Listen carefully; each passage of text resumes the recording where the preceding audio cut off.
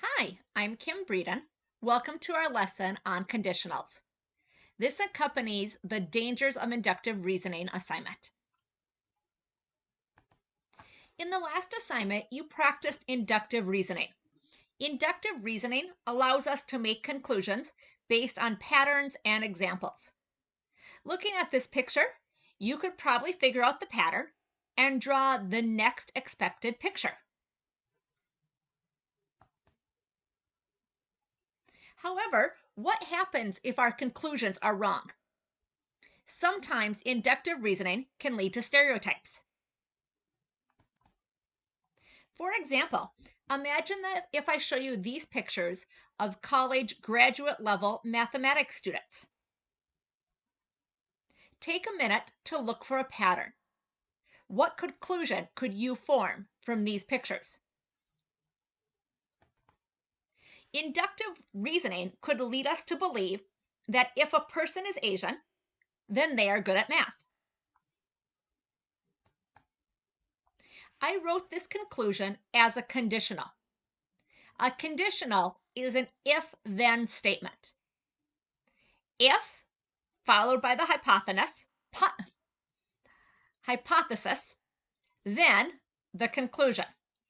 In shorthand, we write this as if P, then Q. Or using symbols, P with the arrow to Q. Red P implies Q. So again, in my example, I wrote, if a person is Asian, then they are good at math. The hypothesis of that is the part after the if. So the hypothesis is a person is Asian. The conclusion is what comes after then.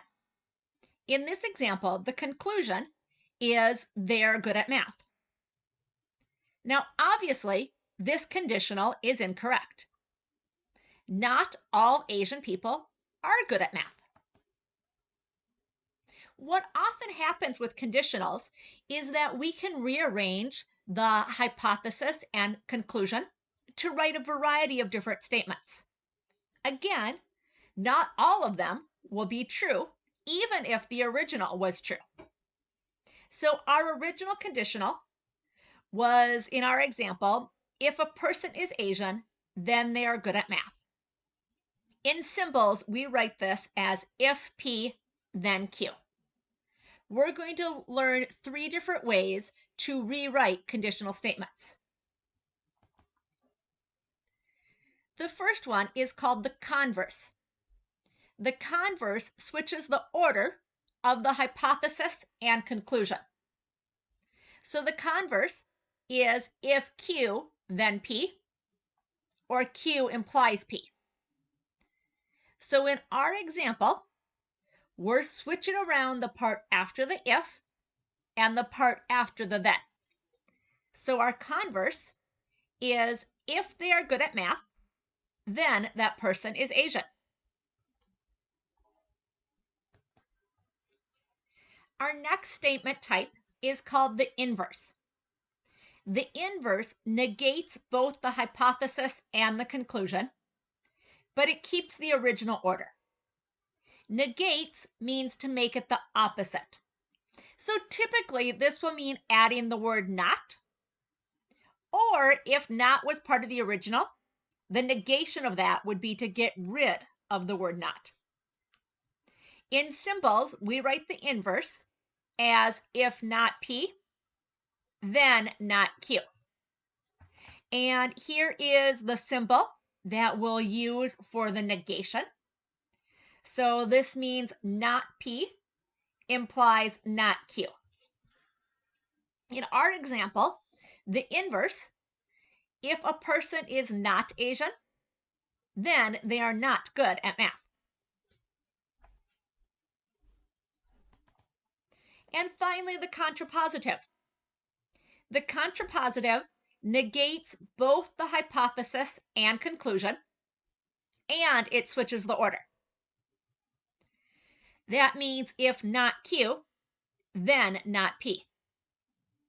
If a person is not good at math, then they are not Asian. Clearly, these statements are not true. So imagine some of the negative impacts this might have. It could lead to negative feelings of yourself if you're an Asian person who is not good at math. Or it could lead a white girl to assume that she can't be good at math because she's not Asian.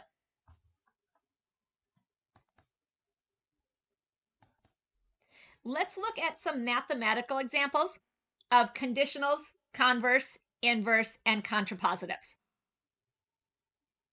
My conditional, if a number is less than 20, then it is less than 5.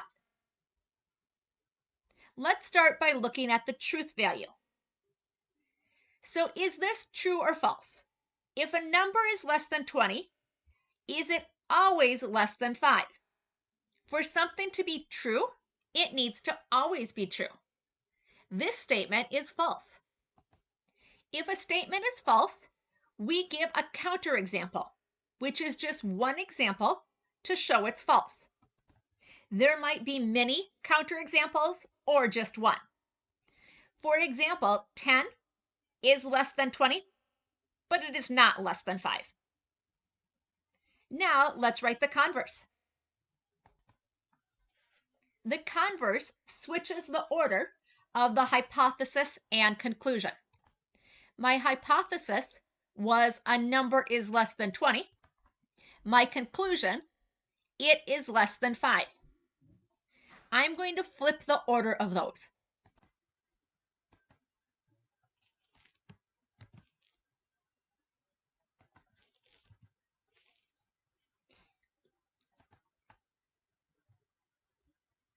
We might need to do a little bit of adjusting to make this grammatically correct.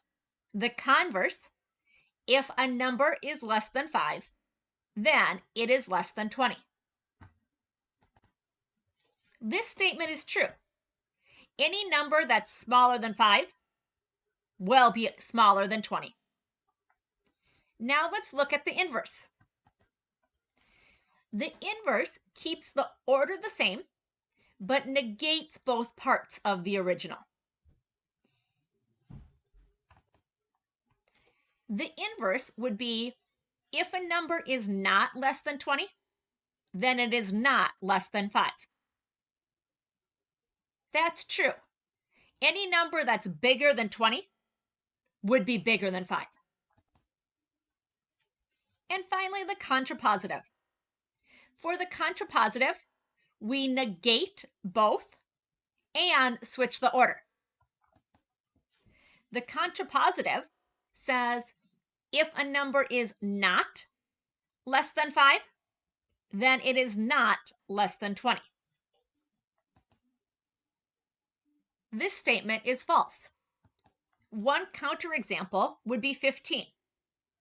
15 is not less than 5, but it is less than 20. As you saw, conditionals can be true or false. If we want to prove false, we need just one counterexample. The converse, inverse, contrapositives can also be true or false. However, the conditional and the contrapositive will always have the same truth value.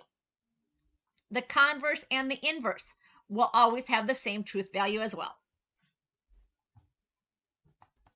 You should now be ready to complete your Dangers of Inductive Reasoning worksheet. If you have any questions, please call or email me. I hope you have a great day. Bye.